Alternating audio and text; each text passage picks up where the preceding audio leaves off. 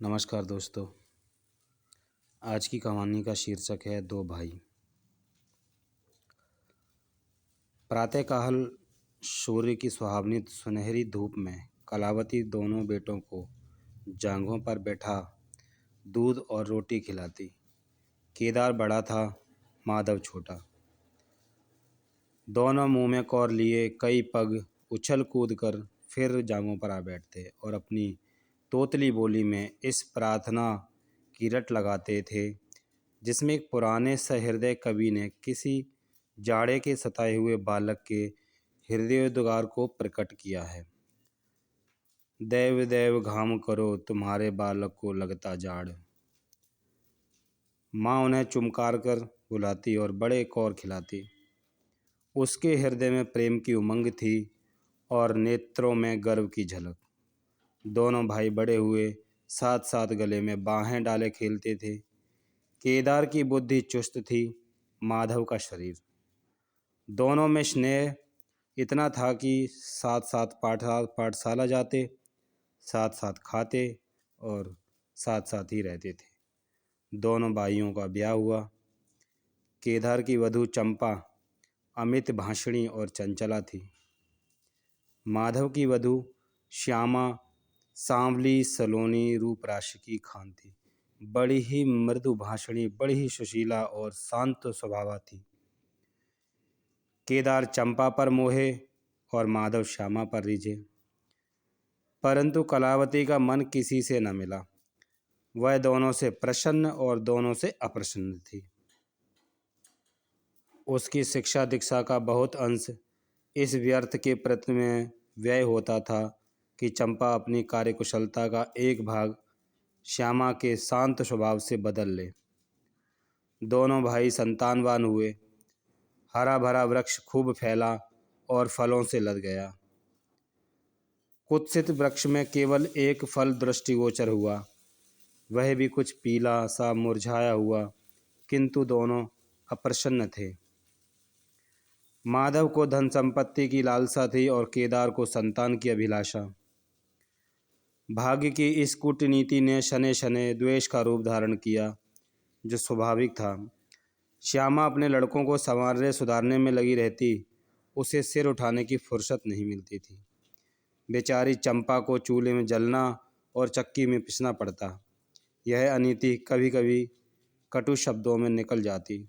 श्यामा सुनती, कुढ़ती और चुपचाप सह लेती, परंतु उसकी यह सहनशीलता चंपा के क्रोध को शांत करने के बदले और बढ़ाती, यहाँ तक कि प्याला लबालब भर गया। हिरन भागने की राह न पाकर शिकारी की तरफ लपका। चंपा और श्यामा समकोण बनाने वाली रेखाओं की भांति अलग हो गईं।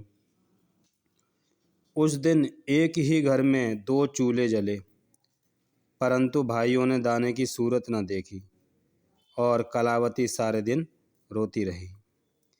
कई वर्ष बीत गए। दोनों भाई जो किसी समय एक ही पालथी पर बैठते थे, एक ही थाली में खाते थे और एक ही छाती से दूध पीते थे, उन्हें अब एक घर में, एक गांव में रहना कठिन हो गया। परंतु कुल की साख में बट्टा न लगे, इसलिए ईर्ष्या और द्वेष की धधकी हुई आग को राख के नीचे दबाने की व्यर्थ चेष्टा की जाती थी। उन लोगों में अब भ्रातृस्नेह न था, केवल भाई के नाम की लाज थी। माँ भी जीवित थी, पर दोनों बेटों का वैमनस्य देखकर आंसू बहाया करती थी।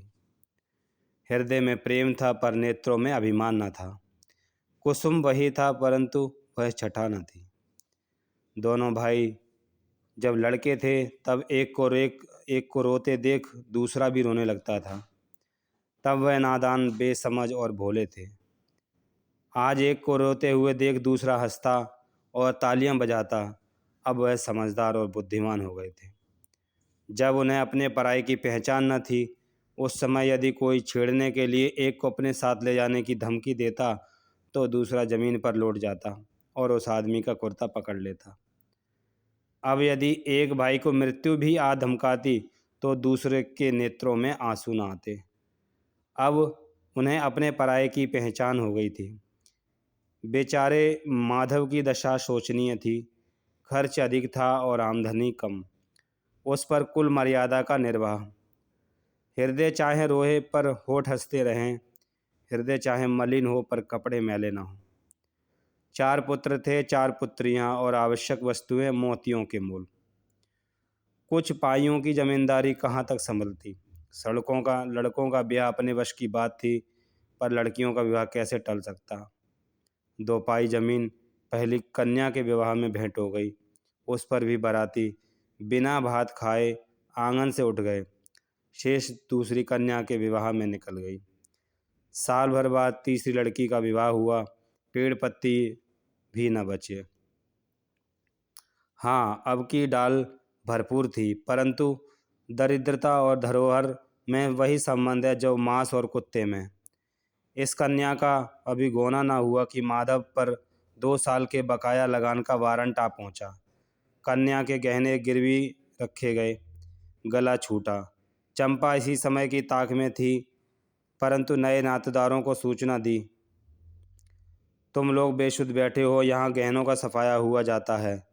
दूसरे दिन एक नाई और 2 ब्राह्मण माधव के दरवाजे पर आकर बैठ गए।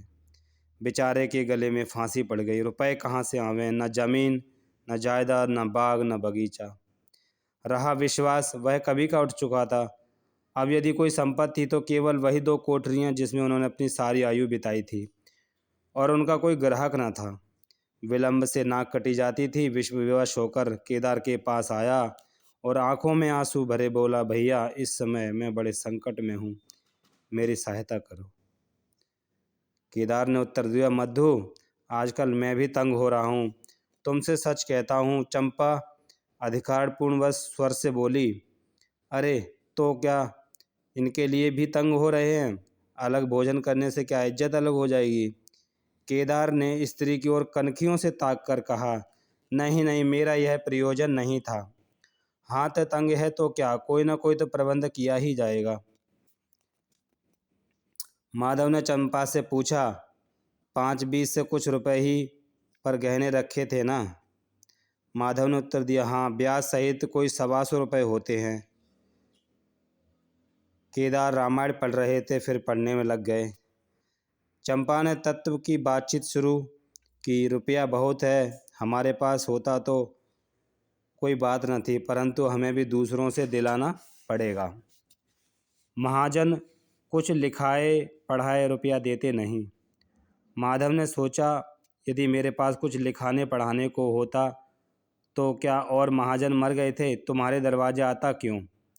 बोला, लिखने पढ़ने को मेरे पास है ही क्या, जो कुछ जगह जायदाद है वह यही घर है।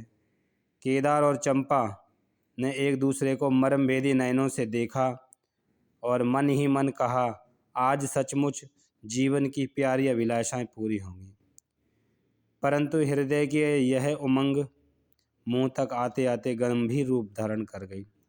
चंपा बड़ी गंभीरता से बोली, घर पर तो कोई महाजन कदाचित ही रुपया दे, शहर हो तो कुछ किराया ही आवे, पर गवई में तो कोई सेंत में रहने वाला भी नहीं, फिर साझे की चीज़ ठहरी। केदार डरे कि कहीं चंपा की कठोरता से खेल बिगड़ न जाए। बोले, एक महाजन से मेरी जान पहचान है, वह कदाचित कहने सुनने में आ जाए। चंपा ने गर्दन हिलाकर इस युक्ति की सराहना की और बोली, पर 2-4-20 से अधिक मिलना कठिन है। केदार ने जान पर खेलकर कहा, अरे बहुत दबाने पर 4-20 हो जाएंगे और क्या। अब की चंपा ने तीव्र दृष्टि से केदार को देखा और अनमनी से होकर बोली, महाजन ऐसे अंधे नहीं होते। माधव अपने भाई बाबाजी के इस गुप्त रहस्य को कुछ कुछ समझता था। वह चकित था कि इन्हें इतनी बुद्धि कहाँ से मिल गई। बोला, और रुपए कहाँ से आवेंगे? चंपा चिढ़कर बोली, और रुपयों के लिए और फिक्र करो, 125 रुपये इन 2 कोठरियों के इस जन्म में कोई न देगा। 4-20 चाहो तो एक महाजन से दिला दूं, लिखा पढ़ी कर लो। माधव इन रहस्यमय बातों से सशंक हो गया। उसे भय हुआ कि यह लोग मेरे साथ कोई गहरी चाल चल रहे हैं। दृढ़ता के साथ अकड़कर बोला, और कौन सी फिक्र करूं? गहने होते तो कहता, लाओ रख दूं, यहाँ तो कच्चा सूत भी नहीं है। जब बदनाम हुए तो क्या 10-20 के लिए, क्या 50 के लिए, दोनों एक ही बात है।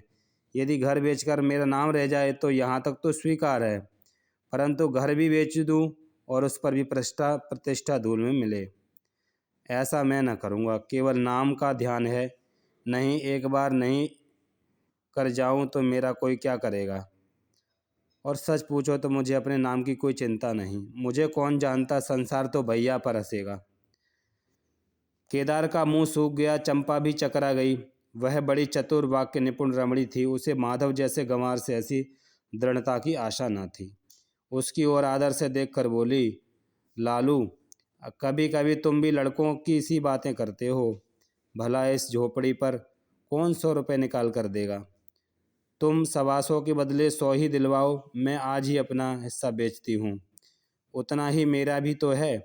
घर पर तो तुमको वही 4-20 मिलेंगे। हाँ, और रुपयों का प्रबंध हम आप पर कर देंगे। इज्जत हमारी तुम्हारी एक ही है, वह ना जाने पाएगी। वह रुपया अलग खाते में चढ़ा लिया जाएगा। माधव की इच्छाएं पूरी हुईं। उसने मैदान मार लिया। सोचने लगा, मुझे तो रुपयों से काम है, चाहे 1 नहीं 10 खाते में चढ़ा लो। रहा मकान, वह जीते जी नहीं छोड़ने का। प्रसन्न होकर चला। उसके जाने के बाद केदार और चंपा ने कपट भेष त्याग दिया और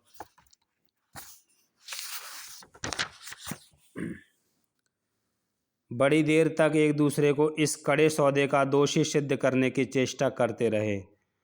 अंत में मन को इस तरह संतोष दिया कि भोजन बहुत मधुर नहीं है, किंतु भरकटोत तो है ही। घर हाथ देखेंगे कि श्यामा रानी इस घर में कैसे राज करती हैं। केदार के दरवाजे पर 2 बैल खड़े हैं। इनमें कितनी संग शक्ति, कितनी मित्रता और कितना प्रेम है। दोनों एक ही जुए में चलते हैं। बस इनमें इतना ही नाता है।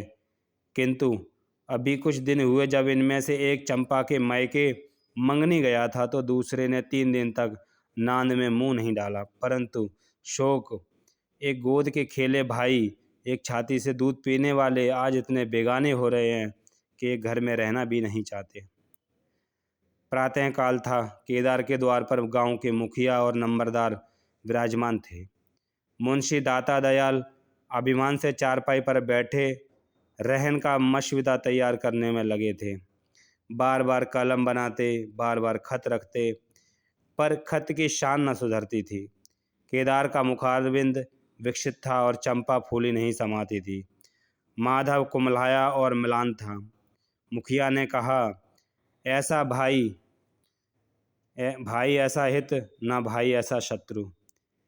केदार ने छोटे भाई की लाज रख ली। नंबरदार ने अनुमोदन किया, भाई हो तो ऐसा। मुख्तार ने कहा, भाई सपूतों का यही काम है। दाताया दयाल ने पूछा, रहन लिखने वाले का नाम? बड़े भाई बोले, माधव वल्द शिवदत्त। और लिखाने वाले का नाम? केदार वल्द शिवदत्त। माधव ने बड़े भाई की ओर चकित होकर देखा। आंखें डबडबाईं। केदार उसकी ओर देख न सका।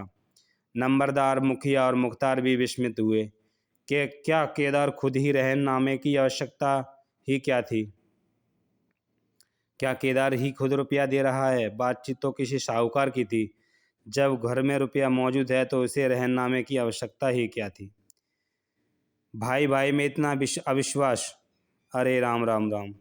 क्या माधव 80 रुपये का भी महंगा है? और यदि दबा ही बैठता तो क्या रुपया पानी में चले जाते? सभी की आंखें सैन द्वारा परस्पर बातें करने लगी, मानो आश्चर्य की अथाह नदी में नौकाएं डगमगाने लगीं। श्यामा दरवाजे की चौखट पर खड़ी थी। वह सदा केदार की प्रतिष्ठा करती थी, परंतु आज केवल लोक रीति ने उसे अपने जेठ को आड़े हाथों लेने से रोका। बूढ़ी अम्मा ने सुना तो सूखी नदी उमड़ आई। उसने एक बार आकाश की ओर देखा और माथा ठोक लिया। अब उसे उस दिन का स्मरण हुआ जब ऐसा ही सुहावना सुनहरा प्रभात था और 2 प्यारे प्यारे बच्चे उसकी गोद में बैठे हुए उछल कूद कर दूध रोटी खाते थे। उस समय माता के नेत्र में कितना अभिमान था और हृदय में कितनी उमंग और कितना उत्साह। परंतु आज नयनों में लज्जा और हृदय में शोक संताप। उसने पृथ्वी की ओर देखकर कातर स्वभाव में कहा, हे नारायण, क्या ऐसे पुत्रों को मेरी ही कोख से जन्म लेना था। नमस्कार।